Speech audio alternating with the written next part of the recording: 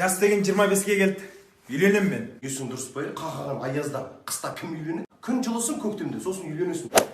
Көктем дедің, көктемде келді. Үйленем мен. Ойбай, диваннан тұрам деген жоқ, көктем келіп қойды ма? Қақтан үйленесің, ораза келе жатыр. Бәрі ауыз бекітеді, асықпа. Жазда бәрінде каникул, бәрі демалады, сол кезде жасаймыз тойды.